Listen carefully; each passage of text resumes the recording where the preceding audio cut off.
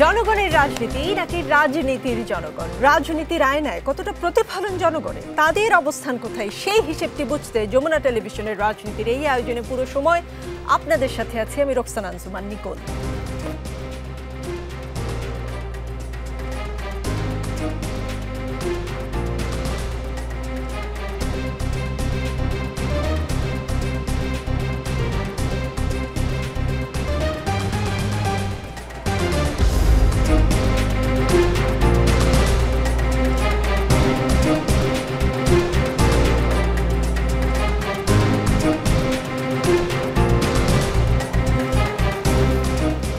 দর্শক, আজকের রাজনীতিতে আমাদের সঙ্গে আছেন সাবেক সচিব আবু আলম মোহাম্মদ শহীদ খান, সাথে আছেন প্রধান উপদেষ্টার উপপ্রেস সচিব অপূর্ব জাহাঙ্গীর, জাতীয়তাবাদী কৃষক দলের সাধারণ সম্পাদক শহীদুল ইসলাম বাবুল আছেন। আমাদের সঙ্গে থাকবেন বাংলাদেশ জামাতে ইসলামীর কেন্দ্রীয় কর্মপরিষদ সদস্য ডক্টর রেজাউল করিম, যিনি একই সঙ্গে ঢাকা মহানগরীর উত্তরের সেক্রেটারি এবং বাংলাদেশ ইসলামী ছাত্র শিবিরের সাবেক কেন্দ্রীয় সভাপতি। তিনি এখনো এসে পৌঁছাননি, কিছুক্ষণের মধ্যে হয়তো এসে পৌঁছবেন বলে আশা করছি। অপূর্ব জাহাঙ্গীর, অন্তর্বর্তী সরকারের উপদেষ্টা আসিফ মাহমুদ সজীব ভুইয়া লিখেছেন প্রস্তর যুগে স্বাগতম। কোনটা আসলে প্রস্তর যুগ? 8ই আগস্ট 2024 থেকে এখন পর্যন্ত যে সময়টা, সেটা কি প্রস্তর যুগ? ধন্যবাদ আমাকে আজকে আমন্ত্রণ জানানোর জন্য। আমার মনে হয় প্রস্তর যুগটা উনি বলেছেন একটা ইমোশনাল জায়গা থেকে। যেভাবে হত্যাকাণ্ডটা হয়েছে এবং যেভাবে এটার ফুটেজ ভাইরাল হয়েছে, সেটা তো কোনোভাবেই মেনে নেওয়ার কোনো কারণ নেই। সো আমার মনে হয় এটা প্রস্তর যুগকে, এটা নিয়ে অনেক আলোচনা হচ্ছে দেখছি, বাট আমার মনে হয় আলোচনাটা প্রয়োজন হয়তো নেই, কারণ জায়গাটা উনি বলেছেন ইমোশনাল জায়গা থেকে। কারণ এই ধরনের বিভৎসতা দেখলে তো যে কেউ একটা ধাক্কা খাবে। জি, সরকার কি আসলে ইমোশনাল হবে নাকি সরকার ব্যবস্থা নেবে এবং নাগরিককে নিরাপত্তা দিবে? সরকার তো অলরেডি ব্যবস্থা নিয়েছে, যারা যারা এই হত্যাকাণ্ডের সাথে জড়িত তারাও এখানে জেলে গেছেন। এখন সরকারের তো কিছু দায়িত্ব আছে যেগুলো সরকার নিভাচ্ছে। সরকার খুব তাড়াতাড়ি, যত তাড়াতাড়ি সম্ভব অ্যাকশন নিচ্ছে, পুলিশ অ্যাকশন নিচ্ছে এবং তারপর যেভাবে বিচার করা হবে সেভাবে বিচার করা হচ্ছে। ঘটনা ঘটেছে বুধবার, ভিডিও ভাইরাল হওয়ার পর আমরা আসলে খুব দৌড়ঝাঁপ দেখলাম।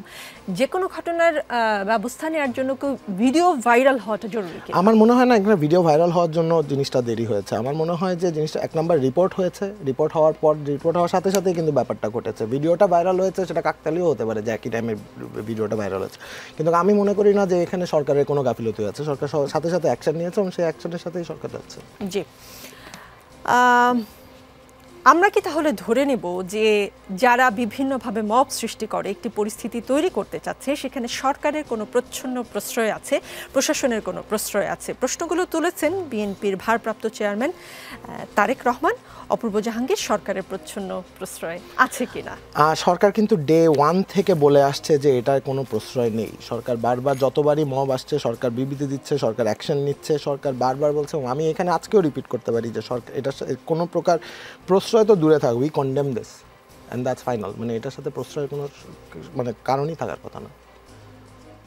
মানে সরকার তো ডিনাই করবে। আপনি এক কথায় উত্তর দিয়ে দিলেন যে সরকার কিছুতেই প্রশ্রয় দিচ্ছে না, কিন্তু লক্ষণ কি তাই বলছে? মানে এর আগে যখন আমরা দেখি সরকারের তরফ থেকে বলা হয় এটা ঠিক মব না, এটা প্রেশার গ্রুপ, বা দেশে কোনো জঙ্গি নেই, বা দেশের আইন শৃঙ্খলা পরিস্থিতি নিয়ন্ত্রণে আছে, এই কথাগুলো কি আসলে প্রশ্রয়ের ইঙ্গিত বহন করে কিনা? দেশের আইন শৃঙ্খলা পরিস্থিতি, আপনি 2024-এর 5ই আগস্ট যে ঘটনাটা ঘটেছে তারপর 1 বছর মাত্র হতে চলছে, এবং যেভাবে আইন শৃঙ্খলা বাহিনীকে যেভাবে লাস্ট 15 বছর ইউজ করা হয়েছে, সেই ইঙ্গিতে যদি আপনি দেখেন তাতে আমি বলবো যে আইন শৃঙ্খলা পরিস্থিতি যথেষ্ট বেটার হয়েছে।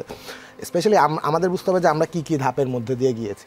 তো সেই অনুযায়ী বেটার হতে পারে না তা না, অবশ্যই সামনে আরও বেটার হতে পারে, এবং আমরা বলছি না যে আমরা কমপ্লিটলি স্যাটিসফাইড, যাটা আছে খুব ভালো আছে তা না, কিন্তু আগের চেয়ে বেটার হয়েছে এবং সামনে আরও বেটার হবে।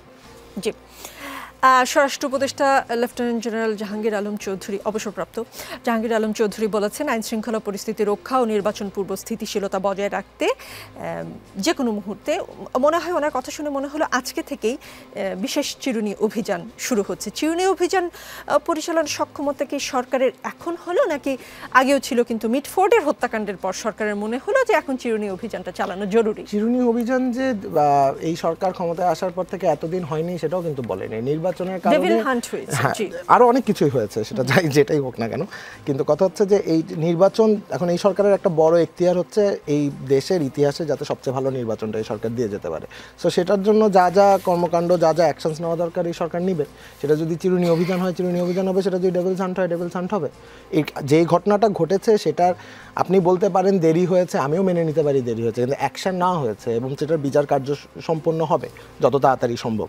সো এবং এই ব্যাপারটা যে ঘটলো এখানে কিন্তু শুধু আপনি সরকারকে বলতে পারেন দ্যাটস কমপ্লিটলি ফাইন, বাট এখানে তো আরও অনেক কিছু জড়িত, সেগুলো আমার কাছে মনে হয় যে আমাদের একটু এখানে দেখেন যে 15 বছর পর্যন্ত যেই কাণ্ড কারখানা ঘটেছে, এখন অনেক মানুষ তার ধৈর্যের পরীক্ষার লাস্ট পর্যন্ত চলে আসতেছে। এই ধরনের যে ঝামেলাগুলো হচ্ছে এগুলো কোনোটাই কাম্য না, কিন্তু আপনার গণ অভ্যুত্থান পরবর্তী যে অবস্থানগুলোতে হয় এই ধরনের ঘটনা ঘটে, এবং এই ধরনের ঘটনা না ঘটে সেই জন্য সরকার যতটা ব্যবস্থা নিতে পারছে। জি, আবু আলম মোহাম্মদ শহীদ খান রাজধানীর মিটফোর্ট এলাকায় একজন মানুষকে প্রকাশ্যে বড় কংক্রিটের খণ্ড দিয়ে আঘাত করে হত্যার পর লাশের উপর লাফালাফি করেছে এবং সেই ভিডিও ছড়িয়ে পড়েছে সামাজিক যোগাযোগ মাধ্যমে। বুধবার হত্যাকাণ্ডে ঘটলেও শুক্রবারে ভিডিও ভাইরাল হওয়ার পর মানুষের মধ্যে নিন্দা ও প্রতিবাদের ঝড় উঠলে সবার টনক নড়ে আমরা দেখতে পাই। কয়েকজনকে গ্রেফতার করা হয়েছে, যুবদল তাদের অভিযুক্ত কর্মীদের বহিষ্কার করেছে। সরকার কিংবা আইন শৃঙ্খলা বাহিনীর তো এই খবর আগেই পাওয়ার কথা ছিল, কেননা মামলাটা আগে হয়েছে, কিন্তু দৌড়ঝাঁপ শুরু হলো ভিডিও ভাইরাল হওয়ার পর। যদিও অপূর্ব জাহাঙ্গীর তার ব্যাখ্যাটা দিয়েছেন বা সরকারের তরফ থেকে যে ব্যাখ্যাটি সেটা দিয়েছেন, ভাইরাল হওয়াতেই কি আসলে সবার টনক নড়ার কারণ? এমনটা কি হওয়া উচিত ছিল? প্রথম উত্তর হচ্ছে যে এটা একেবারেই উচিত না। মানে যখনই ঘটনা ঘটবে এবং যে সমস্ত অপরাধ একেবারে যেটা চোখের সামনে ঘটে, ফৌজদারি অপরাধ, তখনই অ্যাকশনে যাওয়ার কথা। এমনকি ওখানে যে আনসার বাহিনী ছিল বা গেটে যে দারোয়ান ছিল অথবা ওখানকার যে পরিচালক সাহেব ছিলেন বা আশেপাশের যে লোকজন ছিল, তাদের কাছাকাছি লোকজন, তারা চিৎকার করতে পারতেন এবং ওখানে অ্যাকশনে যেতে পারতেন, পুলিশও যেতে পারতো। আনসার ক্যাম্প একটা ছিল, তো আনসারকে যখন রাখা হয় তখন তো তাদেরকে খেলা দেখার জন্য রাখা হয় না। সুতরাং অ্যাকশন তখনই হওয়া উচিত ছিল, বাট আমরা তো এটা দেখছি না। আপনি যেটা বলছেন যে খুব ভালো কথা, ভিডিও ভাইরাল হলে তারপরে অ্যাকশন হয়, এবং আমরা এরকম ঘটনাই দেখি যে ভিডিও হওয়ার পরে অ্যাকশন হয় এবং অ্যাকশন শুরু হয়ে যায়। অপূর্ব যেটা বলছে, হ্যাঁ উনি ডেপুটি প্রেস সেক্রেটারি, প্রধান উপদেষ্টার, এর বেশি বলা ওর পক্ষে সম্ভব না, বাট এটাও তো সত্য যে প্রথম দিন মামলাই নিতে চায়নি পুলিশ। মামলা নেওয়ার ক্ষেত্রে সময় ক্ষেপণ হয়েছে, এটা তার যে নিহতের ভাই বলেছেন, এবং সেটাও একটা ভিডিও আমি দেখলাম। তো সুতরাং আপনি এত বড় একটা ঘটনা, পুলিশের কাছে যাবেন, মামলা নেবে না, অ্যাকশনে যাবে না, এরপরে ভিডিও ভাইরাল হবে, তারপরে অ্যাকশনে যাবেন, তারপরে যে সব চিরুনি অভিযান বা যা যা বললেন আপনি, চিরুনি অভিযান, অপারেশন ডেভিল হান্ট, এবং মব সহ্য করা হবে না, মব একেবারেই আমরা সহ্য করব না, এগুলো কিন্তু এখন কথার কথা মনে হচ্ছে। এই যে কথাগুলো বলা হচ্ছে, যে এটাকে যে ট্রান্সলেশন আমরা দেখি না।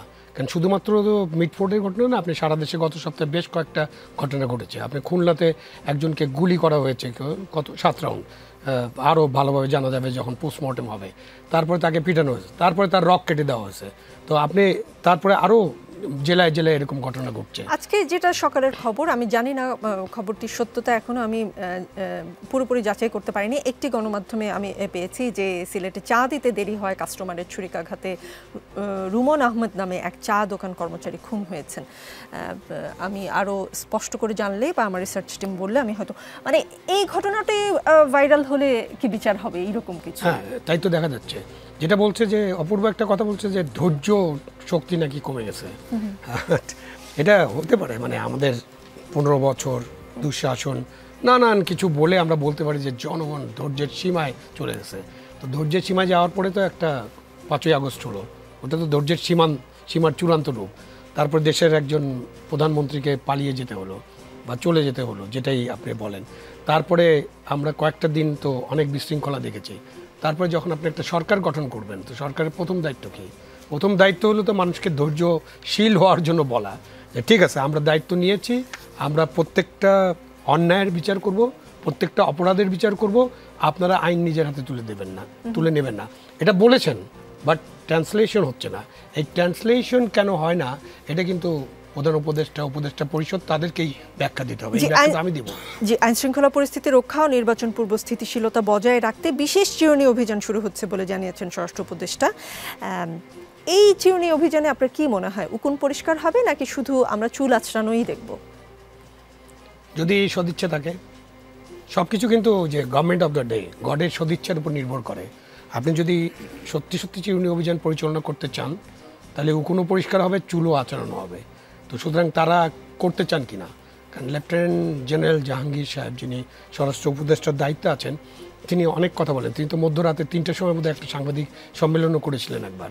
তো সুতরাং তার এইসব কথা বলার পরে বাস্তবে আমি কোনো উন্নতি আমি দেখিনি, আমি লক্ষ্য করতে পারিনি। কিছু উন্নতি নিশ্চয়ই হয়েছে, বাট যে বড় মাপের উন্নতি করা দরকার সেটা হয়নি। তো আমরা একটা চিরুনি অভিযান দেখি, কারণ চিরুনি অভিযানটা খুবই গুরুত্বপূর্ণ।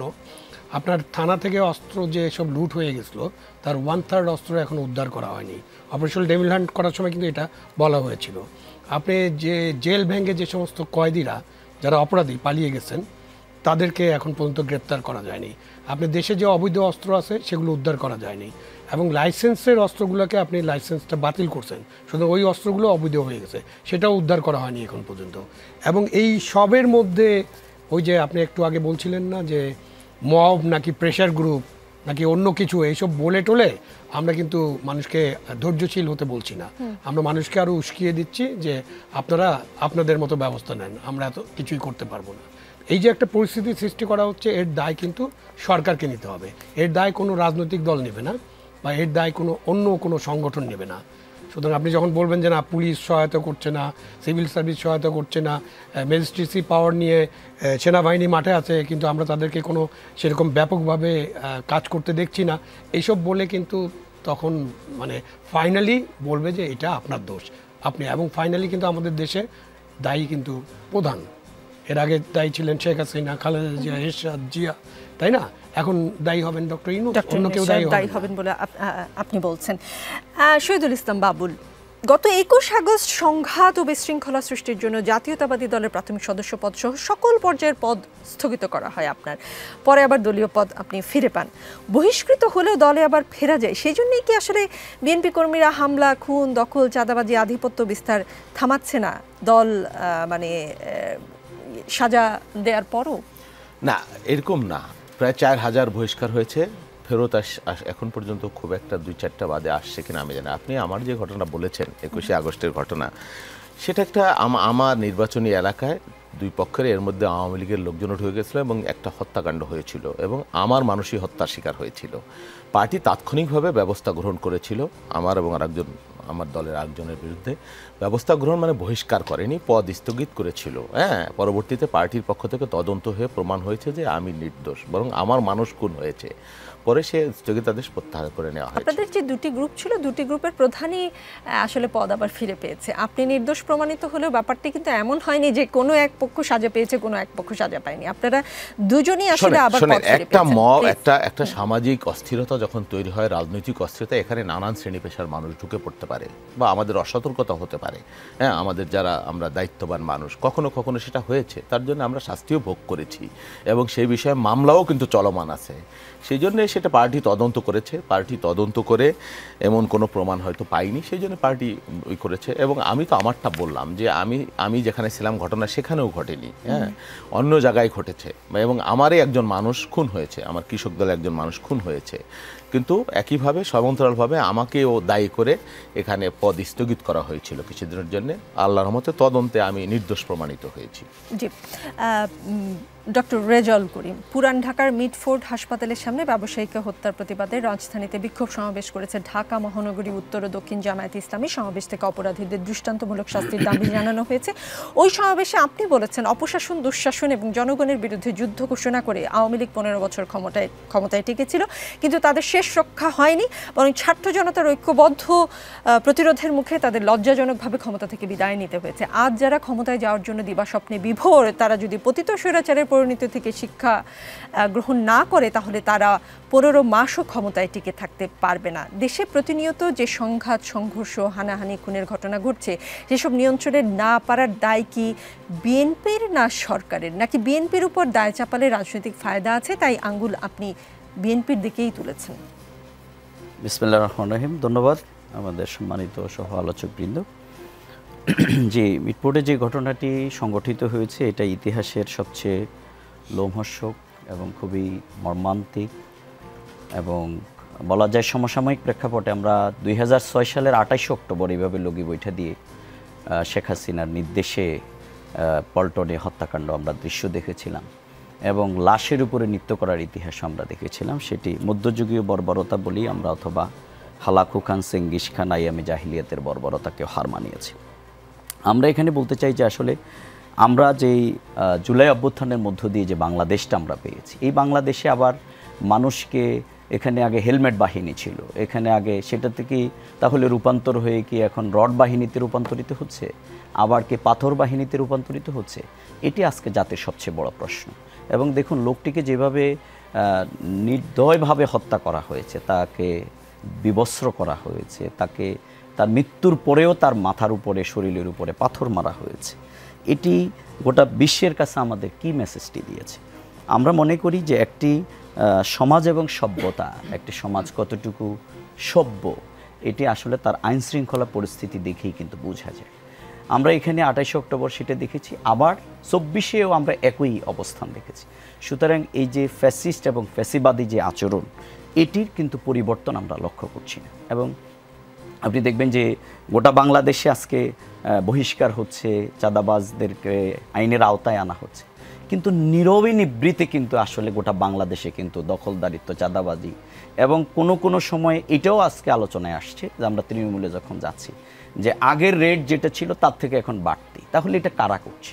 এটি কি আমাদের সামনে আজকে এটাই যদি আমরা দেখি তাহলে আসলে কি তাহলে অসভ্যতার সে আগুন কি ধীরে ধীরে আমাদের সমাজের সব মূল্যবোধকে কিন্তু আজকে কি নষ্ট করে দিচ্ছে?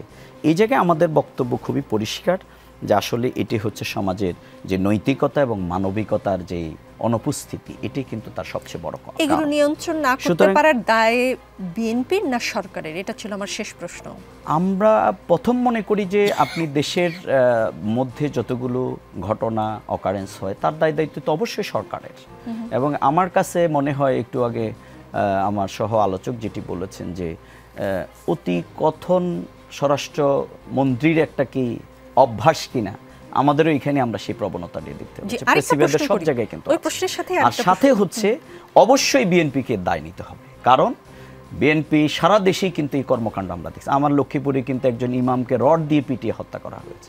সুতরাং এটা নির্মমতা কিন্তু, এবং জায়গায় আপনি বিভিন্ন জায়গায় হত্যাকাণ্ডগুলো সংগঠিত হয়েছে। সুতরাং এক পর্যায়ে বহিষ্কারই কি সমাধান কিনা, বরং আমরা মনে করি একটি দল তার রাষ্ট্রে পরিচালনার যে দায়িত্ব নিতে চায় তার আগে তার নৈতিকতা, তার ডিসিপ্লিন, তার অনেস্টি, ইন্টিগ্রিটির মাধ্যমে প্রমাণ করতে হবে যে সে আসলে এই দল রাষ্ট্র পরিচালনার জন্য প্রস্তুত। সুতরাং যারা মনের দিক থেকে নিজেদেরকে ক্ষমতায় মনে করে তাদেরকে অবশ্যই এটি তাদেরকে এটা প্রমাণ দিতে হবে, কিন্তু সেই প্রমাণটি কিন্তু আমরা লক্ষ্য। দুটি প্রশ্ন, বিএনপি আসলে বহিষ্কার ছাড়া কি করতে পারে? একটি রাজনৈতিক দল, আপনারা আপনাদের কোনো কর্মী এই ধরনের আচরণ করলে বহিষ্কার ছাড়া আর কি উপায় আছে আপনাদের দলে? এটি প্রথম প্রশ্ন। দ্বিতীয় প্রশ্ন, মিটফোর্ড এলাকায় আপনাদের সাংগঠনিক ইউনিট আছে কি না? তারা কি হত্যাকাণ্ডের দিন জানতে পারেনি? তাদের মাধ্যমে আপনারা কেউ জানতে পারেননি? ভিডিও ভাইরাল হওয়ার পর সরকারের কিংবা বিএনপির টনক নড়ল, কিন্তু আপনাদের এই ইস্যুতে সোচ্চার হতে ভাইরাল হওয়া পর্যন্ত অপেক্ষা করতে হলো। মানে ভাইরাল হলো, সারা দেশের মানুষ নিন্দা প্রতিবাদে সোচ্চার হলো, তারপর আপনারা ভাবলেন এই ইস্যুতে প্রতিপক্ষকে ঘায়াল করলে রাজনৈতিক ফায়দা হবে। বিষয়টা কি এইরকম কিনা? আমরা প্রতিটি হত্যাকাণ্ড এবং অমানবিক কার্যক্রম যেগুলো সংগঠিত আমরা তীব্র নিন্দা এবং প্রতিবাদ জানাই, সেটি যেই দলের হোক না কেন। আমরা গতকালকে বলেছিলাম যে কিন্তু আমরা সন্ত্রাসীদের বিরুদ্ধে, ধর্ষকদের বিরুদ্ধে, হত্যাকারীদের বিরুদ্ধে আমরা কোনো দলের বিরুদ্ধে অবস্থান নেইনি।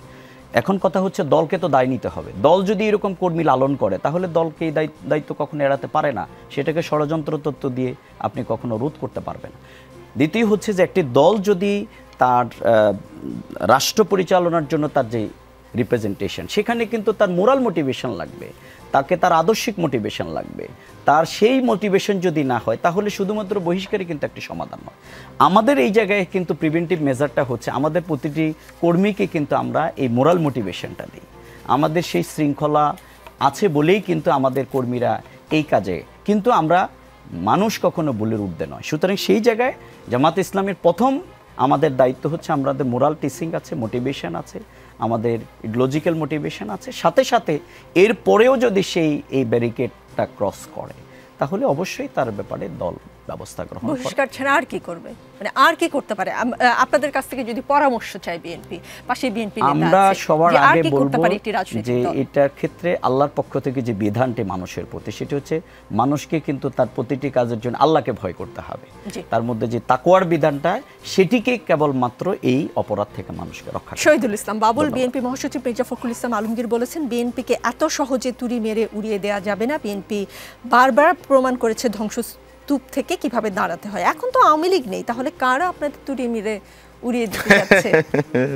এটা জটিল কোশ্চেন আর কি, $1,000,000 কোশ্চেন। শোনেন, এটা তো সত্য, বিএনপির বিরুদ্ধে হেন কোনো মানে নিপীড়ন নাই যেটা হয় না। আপনি 82 থেকে 90 বলেন, সামরিক স্বৈরাচারের বিরুদ্ধে আমরা ছিলাম আপোষহীন। আওয়ামী লীগ এবং জামাত স্বৈরাচারকে বৈধতাও দিয়েছিল। 111 আপনি দেখেন, বিএনপি বলা হয় যে দুই নেত্রীকে মাইনাস করবার জন্য, মূলত বিএনপিকে তো মাইনাস করবার জন্য ফাইনালি প্রমাণিত হলো। হ্যাঁ, আপনি এই সরকারের আমলে দেখেন, হাসিনার আমল, যদি বেগম খালেদা জিয়া হাসিনাকে বলতে একবার বৈধতা দিলাম বা অন্যায় স্বীকার করত বা দুঃখ প্রকাশ করত, তিনি যেতে পারতেন না।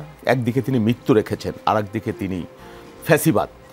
তিনি তো মৃত্যুকেও পরোয়া করেননি ফ্যাসিবাদের প্রশ্নে। তো এই জায়গাটা তো আপনাকে অ্যাড্রেস করতে হবে। 111-এর পরে মানে বিএনপিকে মাটির সাথে মিশিয়ে দেবার জন্য ষড়যন্ত্র চক্রান্ত চেষ্টা হয়নি? এই 15 বছর কি হয়নি? হয়েছে তো পারেনি, তো পারা যায় না, এটা সম্ভব না বিএনপির মতো রাজনৈতিক দলকে। এখন কেন বলছেন? কারণ আমরা দেখছি এই ধরনের প্রচেষ্টা, বক্তব্য বিবৃতির মাধ্যমে, আচরণে বিএনপি ক্ষমতায় যাওয়ার আগেই বিএনপি নিঃশেষ হয়ে গেছে। এবং কালকে দেখলাম জিয়াউর রহমানের আজকেও দেখলাম জিয়াউর রহমানের ছবিকে পদদলিত করা হচ্ছে, লুণ্ঠিত করা হচ্ছে। তারপরে ইশরাককে দেখলাম হত্যার হুমকি দেওয়া হয়েছে, পিটিএ মেরে খুন করা হবে, এই ধরনের দেওয়া হচ্ছে। হ্যাঁ, চাঁদপুরে একজন দেখলাম ওপেন ফেসবুকে হুঙ্কার দিচ্ছে বিএনপির চামড়া খুলে নেবে। এই ধরনের উস্কানি, উদ্ধতমূলক আচরণ, কথাবার্তা, এবং এর বিরুদ্ধে কোনো আইনি ব্যবস্থা। দেখেন, মিটফোটের যে ঘটনা, এটা তো অবশ্যই সবাই স্বীকার করছে, আমার পার্টি টপ টু বটম, যেটা একটা বেদনাদায়ক ব্যাপার, কেউ জাস্টিফাই করেনি। তারপরেও কথা আসার সাথে সাথে আমরা দলের 3 জনের, যদিও তারা প্রমাণিত কিনা এখন পর্যন্ত প্রমাণ হয়নি, আমরা ব্যবস্থা নিয়েছি। যিনি হত্যাকাণ্ডের শিকার হয়েছেন তিনি আমার দলের, যুব দলের সাথে সম্পৃক্ত ছিলেন কমার বেশি। যারা হত্যা করেছে এখন পর্যন্ত আইডেন্টিফাইড না, এখন পর্যন্ত পরিষ্কারভাবে যারা আঘাত করছে তাদেরকে ধরতে পারে নাই কিন্তু, এবং আইডেন্টিফাইড না, তাদেরকে চেনা যায় নাই। আপনি রাতের বেলা জিকির তুলে দিলেন তারেক রহমানকে, দেশে আসতে তারেক রহমান, এটা বিএনপি, এটা এই যে প্রোপাগান্ডা। লোক খুন হয়েছে আমার ভাই বলতেছে, আবার তারা স্লোগান দিচ্ছে খুন হয়েছে আমার ভাই, খুনি তারেকের রক্ষা নাই। কিভাবে দেখবেন আপনি এগুলো বলেন? অথচ খুলনায় একটা খুন হলো, হ্যাঁ, রক্কাইটা গুলি করে, সেটাও তো কম নিষ্ঠুরতা না। স্লোগান একবার দিয়েছেন কেউ? চাঁদপুরে মসজিদের ইমামকে কুপিয়ে হত্যা করলেন, হ্যাঁ, স্লোগান দিয়েছেন? আত্মোপলব্ধি আছে? প্রথম আমার ভাইয়ের মুখে শুনলাম যে আমাদেরও ভুল হইতে পারে, কেউ কোনোদিন ভুল স্বীকার করে না। আমরা সমস্ত দায় নিচ্ছি। ভাই, আমার দল বাংলাদেশের 1/3 পিপুল, 40% পিপুল বা 50% পিপুল বিএনপি করে। ভাইয়ে 2 ভাই বিএনপি করে। জমি নিয়ে দ্বন্দ্ব করে 2 ভাই মারা গেলে সমস্ত দায় আপনি বিএনপির উপরে দিয়ে দেবেন? হচ্ছে তো প্রতিদিনই তো বিএনপির কোথাও না কোথাও মানুষ মারা যাচ্ছে, কেউ মারছে। এই দায় তো রাষ্ট্রের নেবার কথা। উনি যেটা বললেন যে এটা একটা সমাজ বিপ্লবের ব্যাপার আছে, আমাদের একটা মনস্তাত্ত্বিক সংস্কারের প্রয়োজন আছে। কি কারণে? সমাজ বিজ্ঞানীদের এখানে গবেষণার ব্যাপার আছে। আপনি দায় বিএনপির উপরে দিয়ে দিলেন কথায় কথায়। আপনি গণমাধ্যম, এই যে যুগান্তর যে নিউজটা করেছে, বা এই যে সামাজিক মাধ্যমে আমরা যে মিডিয়া ট্রায়ালের শিকার হচ্ছি প্রতিনিয়ত, ভাবখান এমন তারেক রহমান লন্ডন থেকে নির্দেশ দিয়েছেন এখানে মিটফোর্ডে একে খুন করতে হবে, এইভাবে খুন করতে হবে। এটা কি জাস্টিফাইড? আমরা কোথায় আমরা সমস্ত দায় নিশ্চিত। এজ এ পলিটিক্যাল পার্টি 5ই আগস্টের পরে আমার নেতাকর্মীরা অন্যায় করছে, আমরা তো অস্বীকার করছি না। আমার বিপুল একটা দল, বিশাল নেতাকর্মীর বাহিনী, কোটি কোটি। আপনার তো খুব কম আনুপাতিক হারে। আপনার দলের কেউ অপরাধ করছেন, আপনারা তো স্বীকারই করেন না। খুলনার ঘটনা স্বীকার করেছেন, চাঁদপুরের ঘটনা আমলে নিয়েছেন? নেননি তো। আমি আমলে নিচ্ছি, দায় নিচ্ছি, এবং আমার যে জনপ্রিয়তা কমছে এই জন্য আমি উদ্বিগ্ন। এগুলো নিয়ে আমাদের কি করণীয় আমরা সর্বোচ্চ লেভেল থেকে প্রতিনিয়ত আমরা চিন্তা করছি, চেষ্টা করছি, এবং আমার হাতে যতটুকু ছিল আমি সবটুকু করছি। এখানে আমি মনে করছি রাষ্ট্রের যে দায়, সরকারের দিন শেষে তো সরকারের দায় নাকি, আইন শৃঙ্খলা, ল অ্যান্ড অর্ডার, খুনের বিচার, এগুলো তো সরকারের দায়। কিন্তু সরকারকে আমরা সেভাবে দেখছেন। দেখেন, আমরা 4000-এর মতো লোককে বহিষ্কার করেছি, কয়জনকে এর মধ্যে পুলিশ গ্রেফতার করেছে আপনি বলেন? যদি আইন শৃঙ্খলা বাহিনী বিএনপি বহিষ্কারের পরে এগুলা তদন্ত করে যে সত্যিকারের দল যেহেতু বহিষ্কার করেছে অপরাধী কিনা এটা গ্রেপ্তারের প্রয়োজন আছে, কয়জনকে করেছে? করেনি তো, তাহলে রাষ্ট্রের বা সরকারের কি দায় নেই?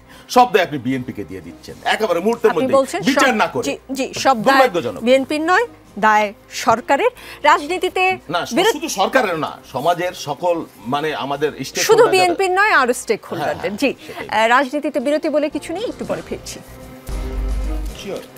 দেখছেন রাজনীতি, আমাদের সঙ্গে আবু আলম মোহাম্মদ শহীদ খান আছেন। এত বহিষ্কার, অব্যাহতি, পদাবনতি ও কমিটি বাতিল করছে বিএনপি, দলের শীর্ষ পর্যায় থেকে বারবার হুঁশিয়ারি দেওয়া হচ্ছে, তারপরে নেতাকর্মীদের নিয়ন্ত্রণ কি করতে পারছে বিএনপি? যদি করতে না পারে সেটা কেন পারছে না? সেই জবাবটা অবশ্য বিএনপির কাছে শুনতে হবে যে তারা কেন পারছেন না। বিএনপি তো একটা অনেক বড় সংগঠন, তো 35-40 উনি বললেন 50% মানুষকে তারা রিপ্রেজেন্ট করে। তো বড় সংগঠন হওয়ার কারণে ওই যেভাবে জামাত তার কর্মী বাহিনী চুজ করে বা সদস্য করে, সেই পদ্ধতিতে তো বিএনপি, আওয়ামী লীগ, বড় দলগুলো আছে তারা কখনই করতে পারেনি এবং করা সম্ভবও না। যার কারণে বিএনপিতে অনেক মানুষ এসে যায় এবং সেই যে ছাঁকুনি দিয়ে বাছাই করা, এটা তারা করতে পারেন না। এবং এই 15 বছর ধরে নানান অত্যাচার নির্যাতন সহ্য করার পরে যখন 5ই আগস্টে একটা সরকারের পতন হলো, তারপরে যখন 8ই আগস্ট একটা অন্তর্বর্তীকালীন সরকার গঠিত হলো, তারপরে বিএনপি হয়তো মনে করছে যে তারা পরবর্তী নির্বাচন যখনই হোক না কেন তারা ক্ষমতায় যেতে পারবেন। তো সেই কারণে বিএনপির লোকজনের মধ্যে একটা আস্থা আছে যে তো আমরাই ক্ষমতায় যাব। এই জায়গাটায় যেটা ওই যে অপূর্ব জাহাঙ্গীর যেটা বলছেন যে ধৈর্য ধরার কথা, জনগণের ধৈর্যের সীমা, সেখানে যেরকম সরকারের দায়িত্ব আছে সেখানে বিএনপির কিন্তু বড় দায়িত্ব ছিল এবং তারা প্রথম থেকে চেষ্টা করছিলেন, বলেছেন কিন্তু কথা। আপনি বললেন যে এতজন বহিষ্কার, কমিটি বাতিল এবং তাদের যে প্রধান নেতা তারেক রহমান সাহেব বারবার বলার চেষ্টা করছেন, কিন্তু এই তৃণমূল মানুষদেরকে নিয়ন্ত্রণ করা যাচ্ছে না। তো এখানে একটা নাগরিক হিসেবে এরকম মনে করার কারণ আছে যে এমন এমন মানুষ এই দলটাতে ঢুকে আছে যারা ধরেন চাঁদাবাজি, দখল, এবং আগেও হয়তো তারা একই কাজ করতো, তারপরে শুধুমাত্র আমরা বলি জার্সি বদলায় তারা একই কাজ করতে শুরু করছে, যে কারণে তাদের পক্ষে এটা নিয়ন্ত্রণ করা সম্ভব হচ্ছে না এই মুহূর্তে। তাদের আরেকটা অসুবিধা হলো যে এই জিনিসটাকে নিয়ন্ত্রণ করতে হবে, কিন্তু সরকারে গেলে নিয়ন্ত্রণ করা সহজ, তখন আপনার রাষ্ট্রীয় যে পুলিশ বাহিনী আছে গেলে নিয়ন্ত্রণ করা সহজ, সরকারে গেলে চাপানো তো সহজ, মানে তখন তো ধামাচাপা দেওয়া যাবে। এখন যেমন খবরগুলো ধামাচাপা দেওয়া যাবে, বাট নিয়ন্ত্রণ করা, আমি ওই জায়গাটাই শেষ করি, নিয়ন্ত্রণ করা সহজ এই জন্য যে এখন তো তারেক জিয়ার কাছে বা তারেক রহমানের কাছে তো পুলিশ বাহিনী নাই, তার কোনো বাহিনী নাই, তাই না? সুতরাং উনি যদি চান যে না, যারা দুষ্টামি করছে বা যারা অপরাধ করছে, যারা অপরাধী, দাগি অপরাধী, যারা দাঙ্গাবাজ, যারা শয়তানি করছে, তাদেরকে গ্রেপ্তার করে, যেটা উনি প্রশ্ন তুললেন কিন্তু যে 4000 বহিষ্কার করেছে, এটা অপূর্ব নিশ্চয়ই উত্তর দেওয়ার চেষ্টা করবে যে তাদের মধ্যে কতজনকে পুলিশ গ্রেপ্তার করছে, এটা তো বহিষ্কৃত। সুতরাং তার কাছে কিন্তু সরকারে থাকলে আপনি যেভাবে একটা রাষ্ট্রযন্ত্রের সুবিধা নিয়ে যদি আপনার মন ভালো থাকে, সদিচ্ছা থাকে, তাহলে যেভাবে আপনি আইন শৃঙ্খলা পরিস্থিতি নিয়ন্ত্রণ করতে পারবেন, সেভাবে শুধুমাত্র পরামর্শ দিয়ে, শুধুমাত্র ধমক দিয়ে, শুধুমাত্র নির্দেশ দিয়ে এটা কিন্তু করা যাবে না। তো সেই বিএনপি কিন্তু সেই লিম্বোর মধ্যে পড়ে গেছে এবং তাদেরকে এই জিনিসটা আরও ভালোভাবে দেখতে হবে।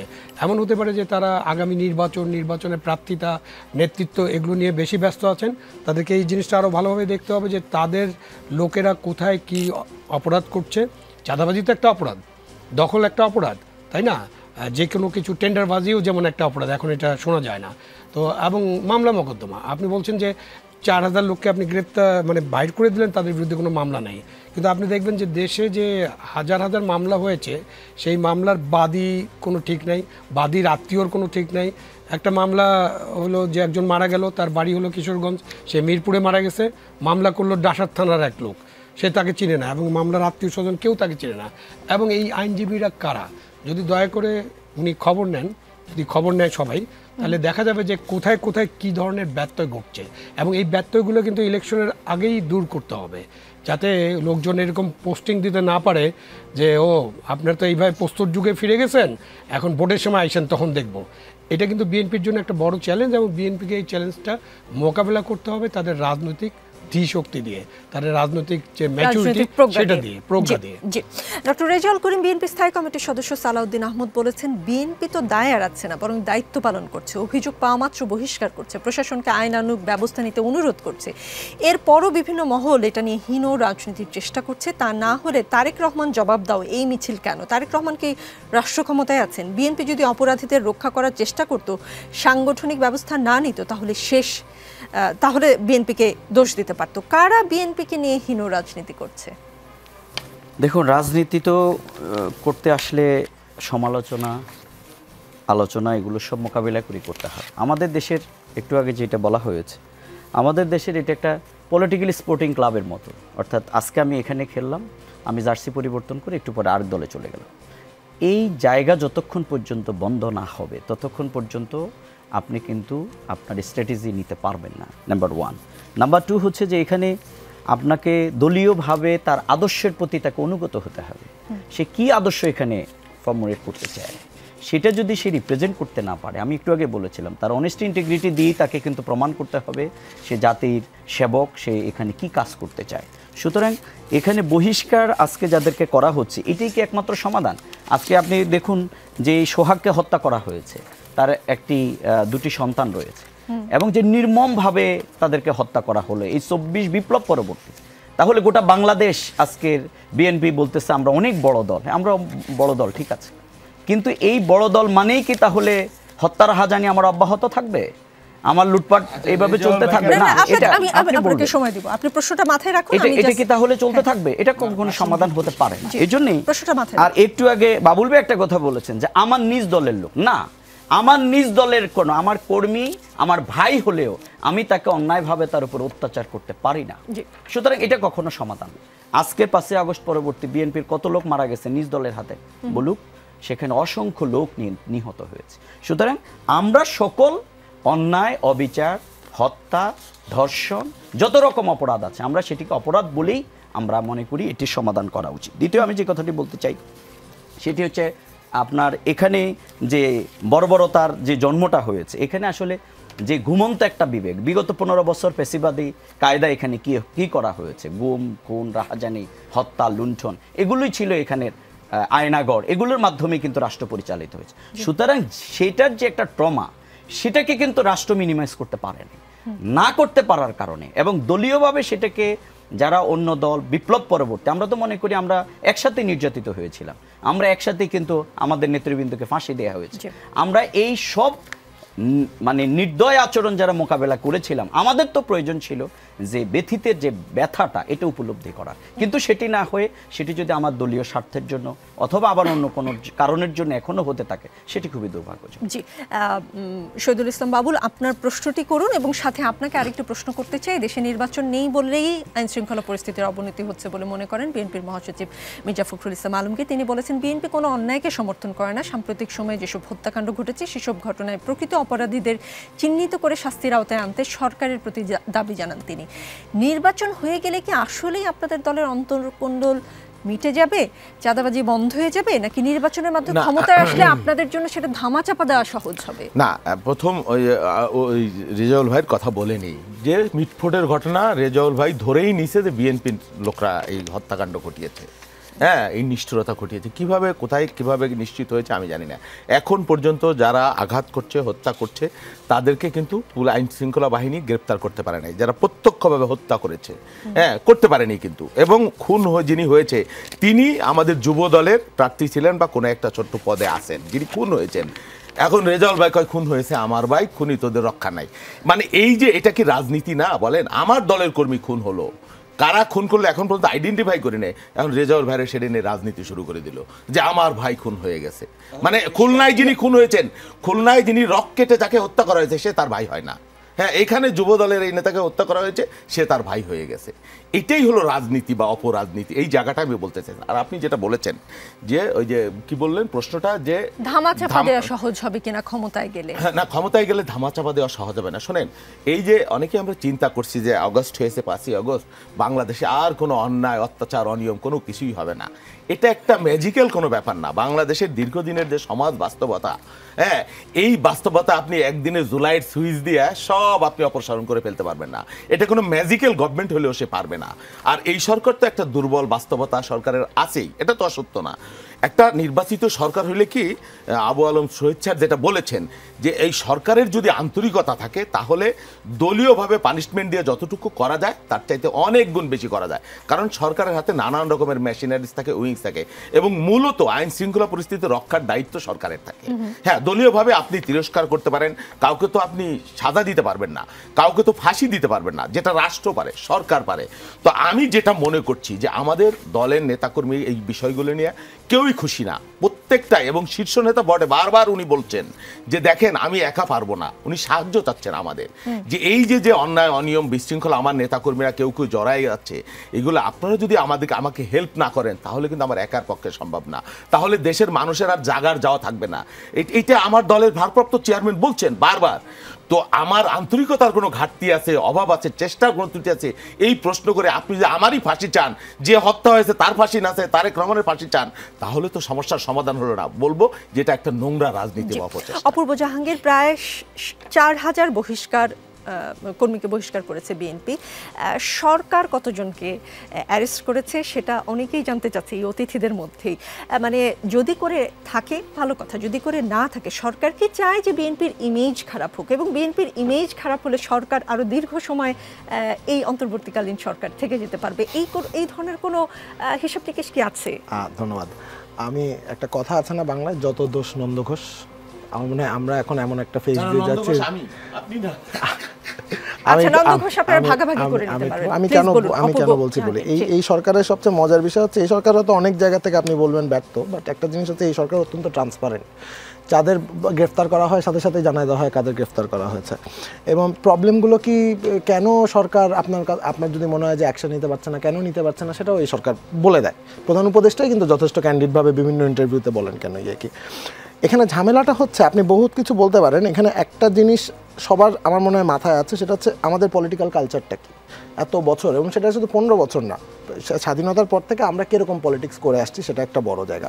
হাইপোথেটিক্যালি যদি আমি ধরে নিই যে এই ঘটনাটা যখন ঘটলো, আপনি বলছেন যে কখন ভাইরাল হলো তারপর এটার অ্যাকশন না হলো, আমি হাইপোথেটিক্যালি ধরে নিলাম পুলিশ জানলো, পুলিশ জেনে দেখলো বিএনপির কর্মী, পুলিশ বললো আমি এখানে হাত লাগাবো না। এখন আমি বলছি না এটা হয়েছে, আমি বলছি এরকম তো আছে বাংলাদেশে, এরকম হয়েছে। সো আমার কথা হচ্ছে এটা কিসের জন্য হয়? এটা কিন্তু কালচারের জন্য। এটা বিএনপিরও দোষ না, জামাতেরও দোষ না, কারো দোষ না। এটা হচ্ছে 71 পরবর্তী, স্বাধীনতা পরবর্তী আমাদের যে পলিটিক্যাল কালচার রয়েছে, আমরা কখনো ঠিক মতো পলিটিক্যাল কালচার প্র্যাকটিস করতে পারিনি। এই সব কিছুর বোঝা কিন্তু আমরা 2025-এ এখনও পর্যন্ত নিয়ে যাচ্ছি, যেই কারণে এই সরকার সংস্কারের উদ্যোগগুলো নেওয়া হচ্ছিল, সেই সংস্কার যেটা এখনও চলমান আছে ঐক্য কমিশনের মাধ্যমে। সো এটা আপনি আমি সবার সাথেই একমত, আবার সবার সাথেই দ্বিমত, এটা কালচারাল দোষ। মানে আপনি ব্লেম দিতে পারেন যে বিএনপি কেন এই কথা বলে নাই, জামাত কেন এটা বলেছে, সরকার কেন উদ্যোগ নেয়নি, কিন্তু কথা হচ্ছে যে এই যে সরকার প্রধান উপদেষ্টার চেয়ারে বসে তো দেখছে না মিটফোর্টে কী হচ্ছে, এটা তো ওনার কাছে আগে জানানো হচ্ছে। আমার কথা হচ্ছে এই জানানোর চেইন অফ কমান্ডটা কীরকম, তারা ঠিক মতো কাজ করছে কিনা। মানে আমরা তো যখন 5ই আগস্ট শেখ হাসিনা পালালো, এটা কি শুধু শেখ হাসিনা পালানোর আন্দোলন ছিল নাকি? তা তো ছিল না, এটা তো একটা পুরো বন্দোবস্ত চেঞ্জ করার একটা আন্দোলন ছিল, আপনার সংস্কারের আন্দোলন ছিল, বহুত কিছু ছিল এটার মধ্যে। আমার কথা হচ্ছে এই জিনিসগুলো আস্তে আস্তে আমরা যদি প্রত্যেকের জায়গা থেকে প্র্যাকটিসগুলো বন্ধ করি, এই প্রবলেম কিন্তু হয় না। জি, শুল্ক নিয়ে ওয়াশিংটনের সাথে দ্বিতীয় দফার 3 দিনের বৈঠক শেষ। আমরা কি পেলাম? 35% বর্ধিত শুল্ক কমাবে যুক্তরাষ্ট্র, কোনো লক্ষণ দেখে এসেছে আমাদের টিম? এখনো পর্যন্ত তো নেগোসিয়েশন চলছে, বাট আমরা যেটা জানতে পেরেছি সেটা হচ্ছে যে যথেষ্ট পরিমাণ প্রোগ্রেস হচ্ছে। আমরা আশা রাখছি যে খুব ভালো একটা খবর পাবো হয়তো সামনে। আমরা 1 আগস্ট থেকে কার্যকর হবে। আমাদের ব্যবসায়ীরা কি হবে? তাদের অলরেডি ঘুম হারাম। আমরা সবাই তো ব্যবসায়ীদের কথা এবং পুরো দেশের ইকোনমির কথা চিন্তা করেই তো এই সরকার আগাচ্ছে। সো আমি মনে করছি না যে এখানে ওয়ারিড হওয়ার কিছু আছে। স্পেকুলেশন চলছে, that is part of the game. আর এটা this is not a problem that we are, মানে এটা শুধু আমরা ফেস করছি তা না, পুরো বিশ্ব এটা ফেস করছে। সো আমার কাছে মনে হয় যে বাংলাদেশের যথেষ্ট স্ট্রং একটা টিম আছে, আমাদের বাণিজ্য উপদেষ্টা অলরেডি ওখানে গেছেন। সো আমার মনে হয় যে we will get something good out of this. জি, উচ্চপদস্থ নারী কর্মকর্তাদের স্যার বলার নির্দেশিকা বাতিল করেছে অন্তর্বর্তী সরকারের উপদেষ্টা পরিষদ। নারী কর্মকর্তাদের স্যার বলা হবে না, পুরুষ কর্মকর্তাদের ক্ষেত্রে নিয়মটি কি হবে সেটা যদি পরিষ্কার করতেন, মানে বোঝা যাচ্ছে না বিষয়টা আসলে। আচ্ছা, এখন কথা হচ্ছে স্যার কথাটা আসলো কোত্থেকে? আপনি যদি ধরেন এখন বলা হচ্ছে যে হাসিনা আমলে হাসিনা এটা জারি করা হয়েছিল, আপনি যদি একটু হিস্ট্রি পড়েন দেখবেন যে এটা ইন্দিরা গান্ধীর আমলে ইন্দিরা গান্ধী এটা প্রথম করেছিল এই সাউথ এশিয়ার মধ্যে, যেমন স্যার বলা হবে। সো আমার কাছে মনে হয় যে এটা এটা একদিকে আপনি দেখতে পারেন যে এটা হাসিনার নির্দেশে একটা আমি এটাকে কিভাবে দেখছি সেটা হচ্ছে যে আমাদের যথেষ্ট ফিমেল কোওয়ার্কার্স আছে যাদের সাথে আমরা কাজ করি, এবং আমি মনে করি যে তাদেরকেও স্যার বললে তারা যে খুব একটা কমফোর্টেবল থাকে তা না। সো যে উপাধি পছন্দ করে সেভাবে এটা করা হবে। আর ছেলেদেরকে কী বলা হবে সেটা তো এখনো পর্যন্ত আমরা নজির হয় না, নজির হওয়ার সাথে সাথে প্রেস মিট আপনাদের জানাই দেবে যে যদি কোনো হয়।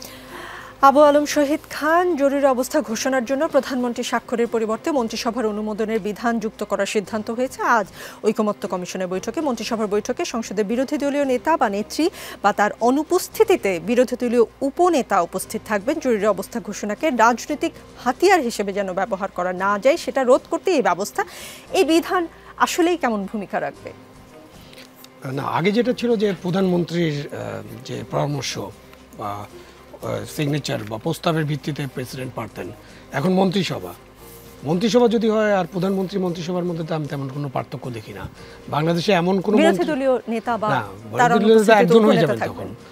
যদি পুরো পার্লামেন্টের বিষয়টা হতো, মানে যদি আমরা চালু করতে পারতাম যে পার্লামেন্টে বিশেষ অধিবেশন দেখে আলোচনা করে এটা করতে হবে, তখনও কিন্তু জরুরি অবস্থা জারি করা, মানে এগুলো আপনাকে অনেক দিন লাগবে এগুলো ঠিক করতে। আমরা এখন যা করার চেষ্টা করতেছি এটা ছোটোখাটো পরিবর্তন করার চেষ্টা করছি। যেমন আপনি প্রধানমন্ত্রীর বললে মন্ত্রিসভা বললে কিচ্ছু হবে না, কারণ প্রধানমন্ত্রী যিনি থাকবেন মন্ত্রিসভা প্রধানমন্ত্রীর প্রতি অনুগত, সুতরাং প্রধানমন্ত্রী যা বলবেন মন্ত্রিসভা তাই বলবে। এখন যদি পার্লামেন্টে আপনি এটা নিয়ে যেতে পারেন, কখনো যদি পার্লামেন্টে আলোচনার ভিত্তিতে হয়, তখনও পার্লামেন্টে যারা মেজরিটি থাকবেন সেখানে আবার বলতে হবে 2/3 সদস্য যদি একমত হয়, মানে আপনাকে কিন্তু অনেক কাজ করতে হবে। সুতরাং এইটা করার মধ্যে দিয়ে যে জরুরি অবস্থার বিষয়টা ঠিক হয়ে যাবে এরকমটা আমি মনে করছি না। এবং জরুরি অবস্থা তো ঘোষিত হয়নি, আপনি লাস্ট কবে জরুরি অবস্থা ঘোষণা করা হয়েছে, মানে আগে যে টার্মগুলো যে কন্ডিশনে জরুরি অবস্থা জারি করা যেত সেই টার্মগুলোর মধ্যে পরিবর্তন এসেছে। ওইটা কিন্তু ওই কন্ডিশন যাই ছিল। আমার বক্তব্য হচ্ছে যে লাস্ট 15 ইয়ার্সকে তো আমরা বলি, আর আমি বলি 50-54 বছর, তো 15 ইয়ার্স তো যদি ধরেন, এর মধ্যে জরুরি অবস্থা ঘোষণা করার প্রয়োজন কিন্তু তৎকালীন প্রধানমন্ত্রী অনুভব করেন নাই। তার মানে কনস্টিটিউশনে ওটা লেখা থাকা সত্ত্বেও উনি এই লাইনে হাঁটেন নাই। সুতরাং আমি মনে করি যে বাংলাদেশে এর চেয়ে আরও অনেক সংস্কার আছে যেটাতে চিন্তা ভাবনা করা দরকার। আমরা জরুরি অবস্থা এমন কোনো সংস্কার না। সব বিষয়ে 100% আমাদের অবস্থান থাকবে এই ধারণা নিয়ে আলোচনা করা যাবে না। আমরা আপনাদের বলেছি কিছুটা ছাড় দিয়ে অবস্থান নমনীয় করে এক জায়গায় আসতে হবে, না হলে আলোচনা অর্থহীন হয়ে যায়। সবাই তো নিজের অবস্থান থেকে কথা বলেই যাচ্ছেন, বলছেন সারাদিন, বলছেন সারা বছর, তাহলে সংলাপের অর্থ কী? বলেছেন জাতীয় ঐকমত্য কমিশনের সহসভাপতি আলী রিয়াজ। কথা তো অনেক হচ্ছে, সংলাপের অর্থ কি দাঁড়িয়েছে এখন পর্যন্ত? আমি তো দেখি এই সংলাপ ভালোভাবে চলছে। এখন ধরেন যে আলী রিয়াজ সাহেব যা বলেছেন সেটা যদি রাজনৈতিক দলগুলো আলী রিয়াজের কাছে ঠেলে দেয় তাহলে কি হবে, এটা আমরা উত্তর খুঁজতে হবে। কারণ আলী রিয়াজ সাহেবরা 164টা প্রস্তাব দিয়েছিলেন, রাজনৈতিক দলগুলো কিন্তু এখন 90-এর বেশি প্রস্তাবে একমত, এবং বেশ কিছু গুরুত্বপূর্ণ প্রস্তাবেও তারা একমত হয়েছেন। এখন আলী রিয়াজ সাহেবের কথাটা আলী রিয়াজ সাহেবকে ঠেলে দিলে তাহলে উনি যা চাচ্ছেন সব কিছুই কি রাজনৈতিক দলগুলোকে মেনে নিতে হবে কিনা, সেটা একটা বড় প্রশ্ন হতে পারে। আমি তো মনে করি যে ডক্টর ইউনূসের যে ঘোষণা ছিল যে অল্প কিছু সংস্কার হলে ডিসেম্বরে নির্বাচন, আপনি যদি 164-র মধ্যে 90-এর বেশি 100-র কাছাকাছি যদি আপনি একমত হয়ে থাকেন, তাহলে আপনি কি মনে করেন অল্প কিছু সংস্কার এখনও হয়নি? তাহলে তো ডিসেম্বরে নির্বাচন করে ফেলা যেতে পারে। সুতরাং এই যে আলোচনা এবং এই যে ইমোশন, একটু আগে আমরা বলছি না ইমোশনাল ব্যাপার, ইমোশন দিয়ে তো রাষ্ট্র চলবে না। আপনি আসছেন, আপনার একটা সংস্কার কমিশনের চেয়ারম্যান, আরও অন্যান্য চেয়ারম্যান আছে, আপনারা কিছু সংস্কার প্রস্তাব পেশ করেছেন, আপনারা কিন্তু কোনো রাজনৈতিক দল করেন না। এগুলো কিন্তু আসলে রাজনৈতিক দলগুলোর কাজ, আমাদের রাজনৈতিক দলগুলো করে নেই, সেটা আমাদের রাজনৈতিক দলের ব্যর্থতা বা রাজনৈতিক দল যারা সরকারে ছিল তাদের ব্যর্থতা। কিন্তু আপনারা মানে যারা এখন সংস্কার নিয়ে যারা আলোচনা করতেছেন, তাদের যদি বায়োডাটা এবং তাদের যদি কর্মকাণ্ড আমরা মানে পুরা লাইফ স্টোরিটা দেখি, তারা কিন্তু রাষ্ট্রের সংস্কারের সাথে কোথাও কোনো কাজ করেন নেই। তারা মূলত এনজিও করছেন, মূলত এনজিও, এবং এনজিও করা মধ্য দিয়ে একেবারে রাষ্ট্র সংস্কার করা যায় এরকম ভাবনার কোনো কারণ নেই। But they are intellectuals, academics, এবং তাদের অনেক ভালো প্রস্তাব আছে, এই ব্যাপারে আমার দ্বিমত নাই। কিন্তু তাদের সব প্রস্তাবই যে মানতে হবে রাজনৈতিক দলগুলোকে, এইটার ব্যাপারে তাদেরকেও ছাড় দিতে হবে। উনারা কতটা ছাড় দিচ্ছে না, এই প্রশ্ন আমার থাকলো। আরেকটা আলোচনায় হয়তো আপনি জিজ্ঞাসা করতে পারেন। ডক্টর রেজাউল করিম, যুবদলের সভাপতি মোনায়েম মুন্না বলেছেন, যারা নিজেদের তারুণ্যের একমাত্র স্টেক হোল্ডার হিসেবে দাবি করেন, জরিপে তাদের সেই দাবি বুমেরাং হয়েছে। এদেশের তরুণরা বরং বহু লড়াই ও সংগ্রামের পরীক্ষিত বাংলাদেশপন্থী শক্তি বিএনপিতেই তাদের আস্থা ও বিশ্বাস রাখে বলে প্রতিভাত হয়েছে। আগামীতে বিএনপিকে এদেশের অধিকাংশ তরুণরা ক্ষমতায় দেখতে চান বলে জরিপের ফলাফলে উঠে এসেছে। আমরা মনে করি এরপরই একটি গুপ্ত সংগঠন ও তাদের দিক নির্দেশনায় পরিচালিত একটি আনেরে দলের নেতাকর্মীরা উদ্ভ্রান্ত হয়ে পড়েছে এবং নতুন করে নানা ষড়যন্ত্র ও ফন্দি ফিকিরে লিপ্ত হয়েছে। উল্লেখ্য, সানেমের জরিপ বলছে, জরিপে অংশ নেওয়া তরুণদের 38.76% মত অনুযায়ী আগামী জাতীয় নির্বাচনে বিজয়ী হওয়ার দৌড়ে বিএনপি শীর্ষে থাকবে। তালিকার দ্বিতীয় স্থানে রয়েছে বাংলাদেশ জামায়াতে ইসলামী। দলটির পক্ষে মত দিয়েছেন 21.45% তরুণ। এছাড়া নতুন রাজনৈতিক শক্তি হিসেবে আত্মপ্রকাশ করা জাতীয় নাগরিক পার্টি পাবে 15.84%। এই জরিপ কি জামায়াতে ইসলামীকে কোনো রকম টেনশন দিচ্ছে কিনা? প্রথম কথা হচ্ছে, আমি পজিটিভলি দেখতে চাই, কে কি বললো আমরা এটা ইট ডাজন্ট ম্যাটার। আমরা জুলাই স্পিরিটকে লালন করতে চাই এবং এর মধ্য দিয়ে আমরা মনে করি যে ফ্যাসিবাদের বিরুদ্ধে জুলাই বিপ্লবের মধ্য দিয়ে আমরা সবাই ঐক্যবদ্ধ হয়েছি। বাংলাদেশের সব রাজনৈতিক দল, বিশেষ করে অনেকেই তাদের সংখ্যা, শহীদের সংখ্যা তাদের দলের কত, কেউ একবার সকালে প্রকাশ করেন, বিকেলে আবার অন্য দলের হওয়ার কারণে সেটা ফেসবুক থেকে ডিলিট করেন। আমরা এই জায়গায় যেতে চাই না। আমরা মনে করি বাংলাদেশে যারা শহীদ হয়েছে তারা প্রত্যেকেই বাংলাদেশের সম্পদ। এটাকে কেউ দলীয়ভাবে না নেয় ভালো।